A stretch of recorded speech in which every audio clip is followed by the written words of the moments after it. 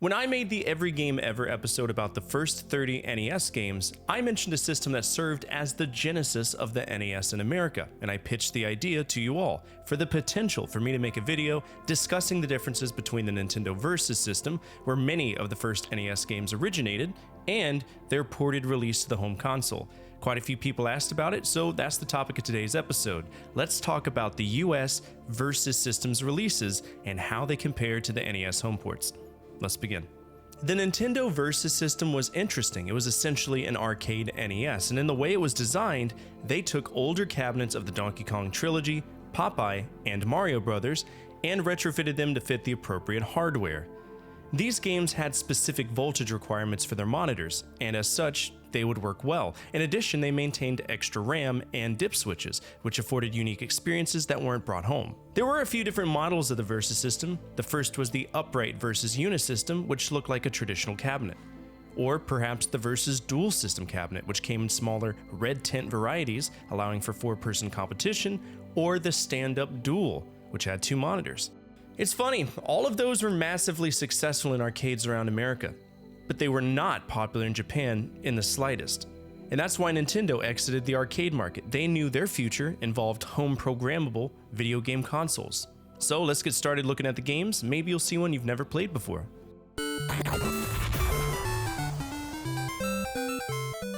Versus Tennis was the first Versus system game, and as it's presented, it's just simply tennis. In the NES game, we can choose singles or doubles, and one thing I've noticed playing this is that the difficulty curve of the NES game is rather steep for what it is. I did elect to play solos, and in controlling it, B lobs and A is a traditional hit, and it does take some practice to get the timing right for serves, but it was fun. I then swapped to the doubles play, but I don't have a player 2, and I don't know how to control the other player. He kind of just stands there, but if you want to channel your inner John McEnroe, you can run around screaming obscenities, or at least pretend to.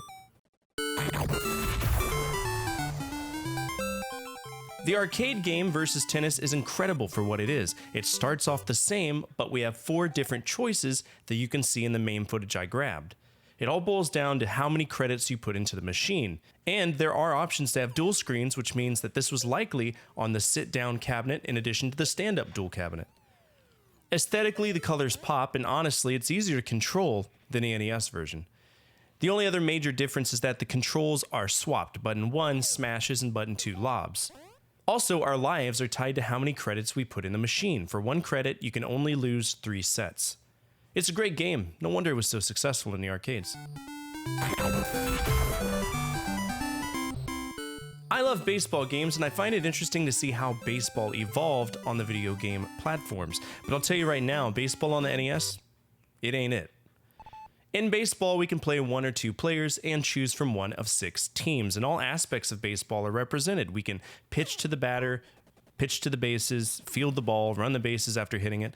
The problem is, I've seen sloths run triathlons faster than this game allows you to field. If your opponent hits a ball in the outfield, good luck. Everyone runs like they have 1-ton weights on their ankles, so infield home runs, they're kind of commonplace. In Versus Baseball, we have 2 screens, so this was likely on the red tint and the dual stand-up. Now this version, it's actually impressive in comparison to the NES port. For starters, when we bat, everything seems to go faster. The inner field action is borderline flawless, but the one thing I don't like is that we can't advance single runners. We have to advance everyone. But the major change is how pitching is done, at least from a visual perspective. In the NES game, no matter what we do, we will always be looking from the perspective of the batter.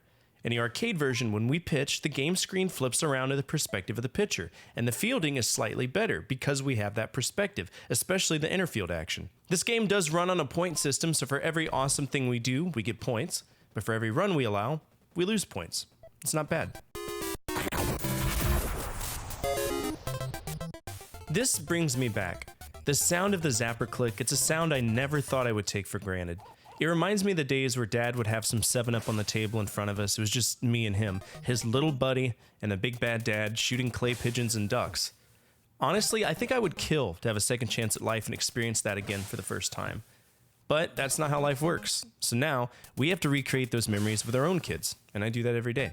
Duck Hunt has 2 different options. Duck Hunt, which lets you shoot either 1 or 2 with increasing difficulty, only allowing 4 missed ducks up until round 11, and from that point on, the ducks get really squirrely. Like stupid squirrely. We also get made fun of by the dog if we miss both of them, but remember that. Remember that. It's gonna matter soon. The other mode, clay pigeon shooting, is much easier to me. We have a wider field of view for the clay pigeons, and I've actually made it to round 32 before it started getting pretty boring. For anyone who cares, the score will loop after 99,999 and revert to just zeros. So I can only assume the same thing would happen with the round counter as well.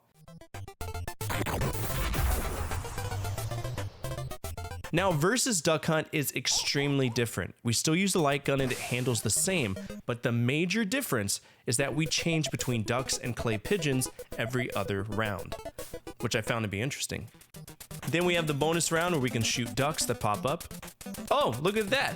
Isn't that convenient? Guess who else pops up? That little asshole dog, meaning that we can shoot him right in his stupid fucking face. He even comes up and says, "Shoot the ducks, not me."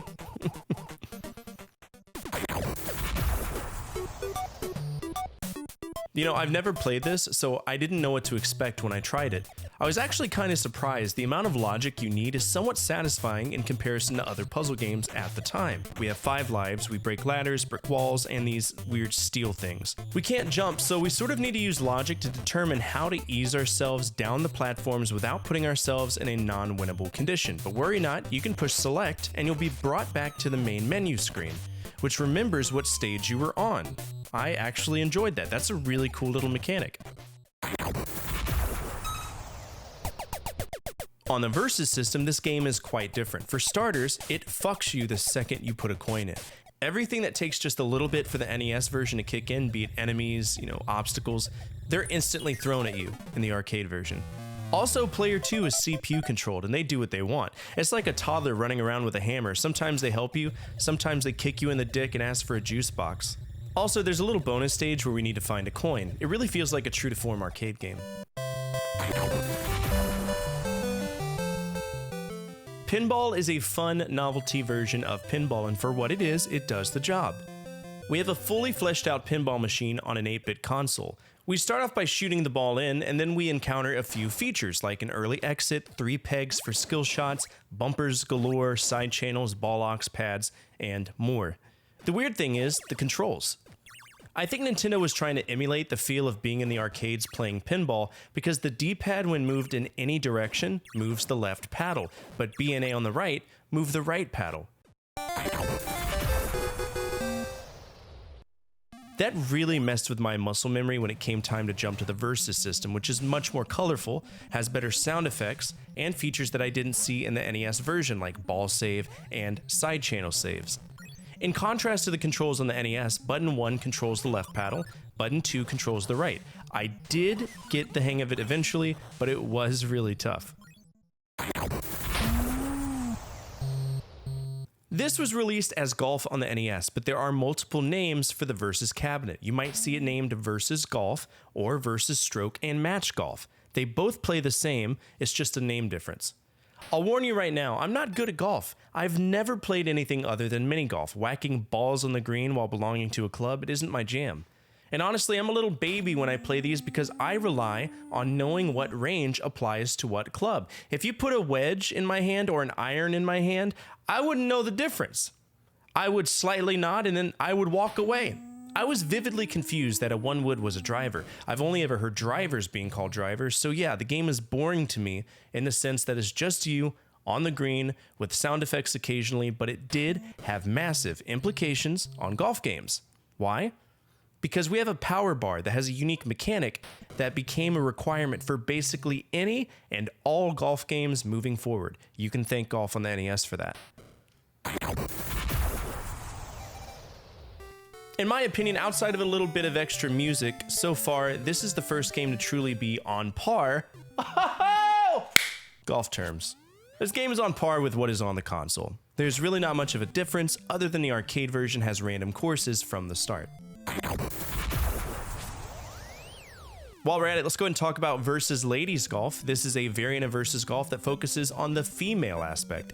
So if I put on a dress and played this, it would be the same. No more, no less.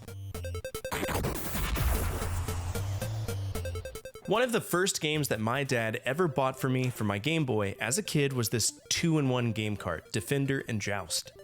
I recall it having an incredibly green background, and I was excited to play it. I still love it to this day, even though I don't own it anymore. Balloon Fight is Nintendo's take on Joust. We play as a balloon fighter with 2 balloons attached to our back, and we flap our arms to pop other people's balloons. When they fall, we kick them, knock them clean off the screen. One thing I don't like about this game is that to move, you need to flap your arms, and so that means moving is a chore, but it's still fun. The arcade version is a 1-to-1 representation of the NES game. The sole exception is that the screen scrolls up and down, whereas the NES version has one static stage, or board if you call it that. In some ways, I feel that the Ice Climbers in Super Smash Bros. Are more well known than this game, and through playing it, I can see why. Popo and Nana, they act as if they've just been thought out. Moving them is horrible, and their jump arches are shallower than my 10th grade algebra teacher's emotional intelligence, and that's fucking shallow. We have the ability to either jump and swing our hammer at the blocks above us, or to swing it in front of us for enemies, but we can't let the enemies touch our back, or we die. There's tons of enemies and they come out progressively more as the rounds increase. Our job is simply to get to the top, but we aren't truly getting to the top because the last few sequences is a bonus area. And because the jump arches are so gnarly, it's pretty tough to get past the bonus stage. The arcade version allows for us to choose which mountain we want to tackle, meaning if you want to choose 1 and beat it, then 17 and beat it, you can. Otherwise, it's the same exact game. I love Excitebike. I've always enjoyed it. It's just a good, clean little racing game. If you haven't played this before, it's simple to control. B is the high speed throttle, A is the low speed throttle. And we have to balance these because high speed makes our temperature increase on our engine, and if we overheat, we have to pull over and let our engine cool. However, it cools down itself in 2 normal ways, such as holding A, which is low speed, or by running over booster pads, which will quickly cool down the engine. In addition to the engine, we have ramps, which we will need to land squarely on, or risk tumbling and crashing. There are 2 modes and an editor, which is fun. In Versus Excitebike, we can choose from 3 different difficulties, and we start each round by doing 1 solo race to establish qualifications, and then we do 1 Excite race. This was kind of cool. It reminded me of basic lap quals and other racing games. Not bad. I don't know how to feel about this game because it's very laggy. We play as a guy who is fighting another guy on the street. We rock his shit for 3 city blocks and eventually we knock him into a manhole. If we wait too long, the person closest to being knocked off the sidewalk is arrested. Also, there's this Karen above you that throws down flower pots, but I've only ever seen her come my way, not the CPUs. What the fuck, Karen? Now, I mentioned that this game is laggy. It is. Every single input that we do, it takes a little bit to fire off, which is frustrating because you're used to playing fighting games that respond a little bit quicker if you're me. But I forgive that because it is one of the first 30 NES games. Control-wise, we alternate between high hits and low hits with the D-pad, and we have a haymaker with B and a jab with A. Now, I actually couldn't find a ROM file for Versus Urban Champion. Apparently, it's incredibly elusive to find, and even the MAME team has been struggling to get it. However, there is footage of it online from the actual game cabinet, and it looks the same. It's Urban Champion. I learned something today, and that is I have the reflexes of a turnip. When I was playing this, I was constantly shooting the wrong person. It's like that scene in Men in Black where Will Smith shoots the only thing that isn't a bad guy. That was me. This game is a shooting gallery, specifically based on Hogan's Alley and Camp Perry. We start off inside, we have these 3 cardboard cutouts that come on, and we need to shoot the bad guys, right? Sometimes it's 1, sometimes it's 2. I've never seen 3, but it wouldn't surprise me. And then after that, we go outside, but I didn't make it that far because I 100% shot the wrong thing every single time. I am horrible at this game. The arcade game is the same, except it's much faster. You'll notice if you play the NES version that it takes a little bit of time for the cardboard cutouts to pop up. And I don't know if that's just because it's adjusting for difficulty and maybe in the future it gets faster. I didn't make it that far. But from the get-go, the arcade version is much faster and less forgiving with time requirements. In the first 30 episode of the NES, we covered this one, and I talked about how cool it looked. And in playing it, it's kind of shit. We control Mach Rider, but the game itself, the controls are extremely complicated. We need to accelerate with A, shoot with B, while changing gears with the D-pad, making sure enemies don't run into us from behind, while steering, while maintaining our ammunition, while managing our energy, all the while wondering if I left the oven on. That's the compounding thoughts that I had in that moment. It's way too much for what it is, and I didn't make it far at all. I found that Hang On, well, more so Road Blasters, would do much better down the road. There are two different objectives. We have a fighting mode and an endurance mode. The story mode is the fighting mode, while endurance had these specific distances that we needed to travel. I don't like it. You might. I just really don't. Versus Mach Rider is somewhat more manageable, but not manageable enough to save my opinion on it. It does have a pretty cool sprite work of the Mach Rider when we start a new game though. Otherwise, outside the palette change, it's the same game. Soccer is soccer, but only the kicking and passing part. It's kind of unfair too. The CPU is much faster than we are, and it constantly feels like they're rubber banding to catch up with you. And because there isn't any mechanic to tackle or steal the ball, we have to run in front of the opposition to take it, and that's where problem number one tends to come into play. If you can look past that, B passes and A kicks. Otherwise, A will sometimes work to change your player, but I wouldn't rely on it though. It's a very finicky game. The arcade game is exactly the same and plays the same. Alright, here we are. I'm sure most of you are here for this particular aspect of the Versus system, so here we go. We all know Super Mario Bros. For many of us, it was the first experience we had on the NES, and it saved the industry. I've played it front to back many more times than I'm comfortable admitting, but how does it change on the arcade system? Much more than you would think. Versus Super Mario Bros. Is much harder than the port on a level that is subtle at first, but rather obvious later. There are a few aesthetic changes, but the major ones involve levels 1-4, 3-2, 6-3, 6-4, 7-2, and 7-3, as all of these stages were made harder and then created for what would be known as the lost levels. It's hard, but it's not impossible. The big thing that Nintendo did was add these exceptionally unfair gaps that take a little bit of time and faith to conquer, but once you do, it's done. Also, for some weird reason, they swapped stage 4-4 to 5-4 and 5-4 to 4-4. It is interesting.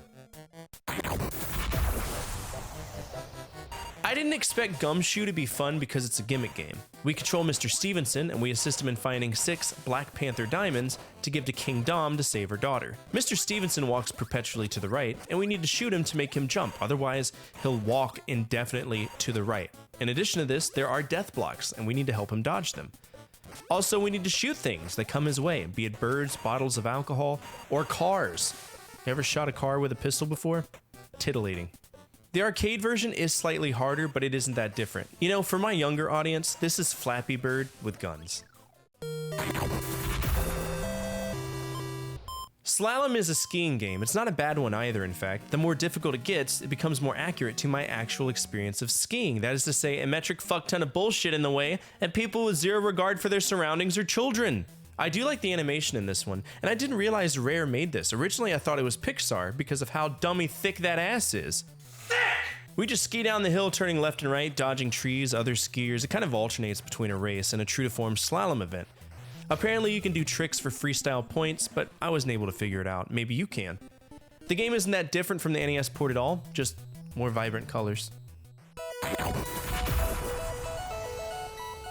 This one is weird to me. We obviously had Gradius in the arcades. It was released in 1985, so why have a secondary one out there licensed exclusively to Nintendo? Because that's what it says on the title screen of Versus Gradius. But it plays like the actual NES version. So let's weigh our options here. What should I put my money to? The actual Gradius that looks better, runs better, and sounds better, or the Versus Gradius cabinet that Nintendo put out that runs slower, looks duller, and doesn't sound as good, right? The games aren't different. It's literally the NES version inside of the arcade. Which one would you pick? I'm curious to know. RBI Baseball is interesting. It started on the Famicom as Namco's Pro Yaku Stadium or Pro Baseball Family Stadium, and it was massively successful, and as such, they wanted to put it in the arcades. That's where Atari picked it up, put it on the Versus system, and renamed it to RBI Baseball. When it came time to publish it to the NES, they chose to reach out to Tengen. Remember them? For all intents and purposes, Tengen is a shadow company for Atari. Seems kind of scuzzy, doesn't it? hate to break it to you, Konami did it as well with Ultra Games and Palcom. It's funny too, because Tengen only had 3 licensed games on the NES, and they were all made in 1988. Nintendo was strict. They only wanted 5 games a year, and they wanted to control all manufacture of NES carts from start to finish. Also, if you put your game on the NES, you had a 2-year exclusivity rule. Nolan Bushnell, the guy in charge of Atari, he was like, fuck that and fuck you, hoser. They decided to reverse engineer the 10NES chip, creating the Rabbit chip, which bypassed the 10NES and led to a pretty high visibility lawsuit between Tengen and Nintendo. All lore aside, RBI Baseball is a baseball game that suffers from the same thing that I hate the most about baseball games on the NES, and it boils down to our outfielders being so slow. It's a shame too, because the infield action is awesome. We can steal bases, we can kind of bunt, we can hit home runs, grand slams, it's kind of cool. However, much like Gradius, this is the same game in the arcade as it is on the NES. I love Castlevania. It's like a comfort game for me to go back and play it because it was one of the first NES games I beat on my stream 6 years ago. I treasure it for being a major milestone in my life. We play as Simon Belmont going through Dracula's castle, fighting all these legendary monsters like Fleamen, skeletons, Medusa heads. We even fight the Grim Reaper. It's a good game. Sure, it has its flaws, like knockback physics and questionable hitboxes, but all things considered, it's fun. Nothing really is different about the Versus entry outside of more vibrant colors. It seems to me the more that I play these, that if Nintendo didn't make it, there really wasn't much of a difference. But I promised to play all of the ones that had NES releases, so onwards to another one. Top Gun. Top Gun is much like Castlevania to where it's essentially the NES game on an arcade. One thing I've noticed is that the levels, they're a little bit shorter, and the controls, they feel a little bit more stiff. Granted, it has been a long time since I popped in Top Gun on the NES, but I do feel that the NES version plays better. This is another example of a very different naming convention for the arcade game versus the port. In 1985, Data East released their fighting game Ring King, which was developed by Woodplace. However, when it was placed in the Versus system, it was renamed to Versus TKO Boxing, which I can only assume was done to differentiate it from Data East's personal cabinet. The original game, though, it is kind of stupid. You walk around your opponent while boxing him, and if you get too close, huggy time! I'm a partial to brown pants from Australia, mate. Want to pop off to the bottle-o after the fight? Maybe traipse the nullarball while holding hands and singing Kookaburra and popping some MDMA? This game isn't fun, it's stupid, it's really stupid. So how did the controls turn out for the NES? Well, worse. I can't really describe how awkward this game controls. I can't figure out what to do, so I took a look at the manual and holy shit, this is way more complex than it needed to be. It's like doing trigonometry with no pencil while Sam Kinison is shouting in your face. And now I can officially say that if Nintendo was putting something on the Versus system, it was their version, right? It was a different spin on it. But if it was a regular game, like by Konami or Data East, it's the same game as the NES. It was just put in the arcades again. I didn't really make it far in the arcade game, but I did make it to some softcore blowjob scenes, so yeah, really working out the kinks. Good job. On to the next game. Sky Kid is a Namco game. The framework for it consists of the cabinet for Pac-Land and the video technology that was used for Dragon Buster. Now, I haven't played either one, but I have played Sky Kid before because I love shooters. Sky Kid is unique. We start off by taking off while listening to what sounds like carnival music, then we fly to the left. Sounds normal, right? No, not particularly. You can only shoot the angle that you're facing, meaning if you want to shoot up, you have to like angle up, and if you want to shoot down, you got to angle down. And eventually, we'll need to get a bomb, and we'll need to swoop down and pick it up. And then you drop the bomb on the target, and then you land. One of the more interesting aspects of the game is that if you get hit by flak from a tank, you can start spiraling down, and the only way to recover from it is to hit the shoot button while pulling up on the joystick. You can also do a 500G loop if you push the second button. I don't really like it, but it's a good time waster. The NES game plays virtually the same as the source game, but it is dumbed down to a severely subpar port, which was the same experience on the Versus system. Oh hey, Freedom Force. I covered this on the Every Games Ever episode, talking all about the NES Zapper games. In my opinion, this was the first solid Zapper game to actually have a story, and I had a blast playing it. It's actually pretty tough. We play as Rad Rex, and we're going up against the elusive Bagman, which wouldn't be the first time a Bagman has ended up on a terrorist watch list. The game has 3 levels: the plane with too many doors, OSHA's Dream Jetway, and the emptiest terminal I've seen in my life. We pan left and right, occasionally bad guys pop out, and we need to shoot them. Obviously we don't shoot the good guys, and if you're lucky, a power-up will flash in the bottom right, which we need to shoot. In the NES game, we have a bonus round after 3 stages. It's kind of like Hangman, except we can only make 5 errors. This is absent in the versus entry, and it just loops 3 stages over and over and over and over again. Of all of the games that I didn't expect to run into in the Versus System library, it was this. Why? Because Platoon taught me it would be more fun to serve in Vietnam than playing a game based on a movie based on Vietnam, right? Based on the Vietnam War. I've talked about this before. The NES version has 4 levels and they're all different. Level 1 is a stupid maze, level 2 is a stupid dungeon crawl, level 3 is a stupid shooting minigame, and level 4 is a stupid third-person shooter. It's just a stupid game. So what do we do with our stupid game? We put it on the Versus system and charge people to play it. Imagine putting in 25 cents and having to pay to play Platoon. You'll spend just as much money for the same game at home in the arcades to beat it, if not more. There is no pause button, so it's you awkwardly standing there exchanging glances with the kids playing actual arcade games while you're financially obligated to one of the most irritating games I've played on the NES. I love Tetris so much that it's tattooed on my body. My grandmother loves Tetris, and we always play either the NES Tetris or Tetris Classic on DOSBox when she comes to visit or when I visit her. When I was playing Sierra games as a kid, she was rocking out to Tetris, making it to level 9. I'm glad that I'm able to share that with her, because if it wasn't for her, I likely wouldn't have gotten into computer gaming as a kid. Now, this is Tengen's Tetris. You can tell because the branding of Tetris has it backwards R. That's the telltale sign that it was the Atari era. And it really isn't that different from Nintendo's Tetris, outside the fact that Tetraminos are connected, right? They don't look like blocks, instead they look like metal figures. You'll see in the footage, it controls the exact same and is fun for what it is, just kind of slow in the beginning. Then we have the Versus System version, which I can comfortably say is the only game I've played thus far in this list where the arcade version is worse than the ported version. What the fuck even are these graphics? You had one job, Atari. Stick to what looked good. Stick to what worked. Instead, it looks like I gave my wife my credit card and said, "Go crazy" in the Hobby Lobby fabric section. This is unacceptable. So as a kid, I never actually played Dr. Mario. I knew what it looked like, but my first exposure to Dr. Mario was actually in Brain Age. I don't recall if it was 1 or 2, but it was definitely a minigame, albeit much slower and annoying. Dr. Mario itself is a puzzle game, and our job is to remove viruses by matching 4 of the same color.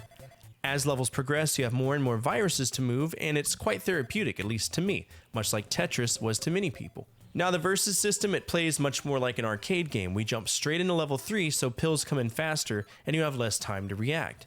Which I didn't mind. That's what a good puzzle game is, period. I will say it looks like Dr. Mario has jaundice, so I don't think he's a very good doctor. Either that or he's a Simpsons variation, I don't know.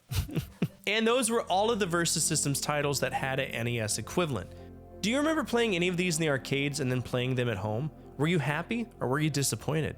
I know everyone in the community would be interested in hearing it, myself included, so please feel free to comment down below and share your experiences. If you made it to the end of this video, you're already home, and I welcome you to subscribe to the channel. We're a community of video gaming enthusiasts that like remembering a time when life was just a little bit easier to live. Finally, the most important thing you can do for me is to hit that thumbs up button, as it directly impacts the visibility of what I work on every single day. As always, from my family to your family, good energy, good vibes, Fortefyre out.